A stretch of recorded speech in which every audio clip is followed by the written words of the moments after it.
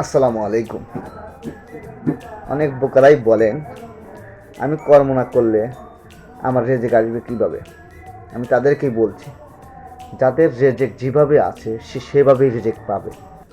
কেউ যদি বলে আমি না খাওয়া রইলাম, কেমন করে আল্লাহ আমাকে খাওয়ায় তাই দেখব, যদি এইরকমই হয় এটা তার ভুল ধারণা।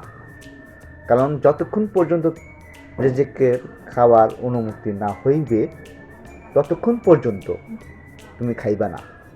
এটাই সত্য, এটাই ঠিক। তুমি ইনকাম করবে ততক্ষণ পর্যন্ত যতক্ষণ পর্যন্ত তোমাকে ইনকাম করার অনুমতি দেওয়া হইবে। আল্লাহর বাইরে কিছুই হয় না, কোনো কিছু হবেও না।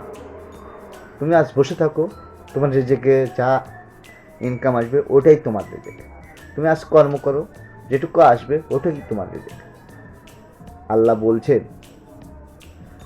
কাজ করো, নামাজ পড়ো, নামাজের ফাঁকে ফাঁকে কাজ করো। সব কিছুই উত্তম সময় আছে এবং সময় মূল্য দিই। তোমাকে সময়ের মূল্য পরীক্ষা নেওয়া হইবে। অতএব যেটা বললাম, যেটা বলি এটাই ঠিক।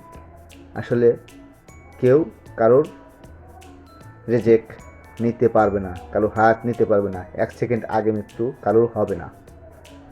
আসসালামু আলাইকুম।